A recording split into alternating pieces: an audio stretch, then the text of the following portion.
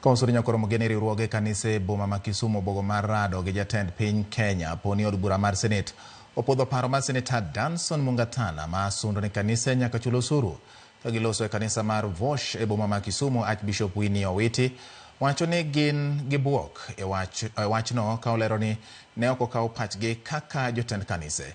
Jodolo wacho ni nonro margi nyiso ni kaponi opodhi parono biro kelo pek e Kenya kendo kit oganda biro medo lokore.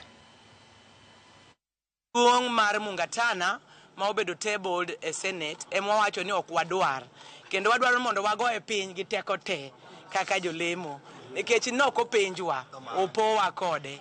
Wach mane wa participate en bill mane president okete jok maluoro mane wagolo pachwa kendo wawacho kaka jolemo ni wayie gi regulation mar churches to mar Mungatana to wadagi. Number 4, we notice that the bill unjustly limits religious freedom.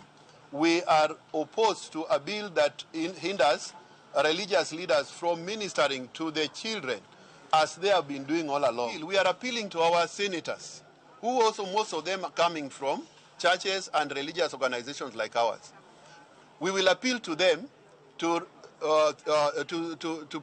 reject it in the floor of the Senate. Should that go on, we'll still appeal to the National Assembly because it's supposed to go to the National Assembly and make appeal. If it goes through, we will appeal to the President not to assent it to the law. If the President decides to ignore the voices of the religious leaders, leaders will regroup and determine what do they need to do.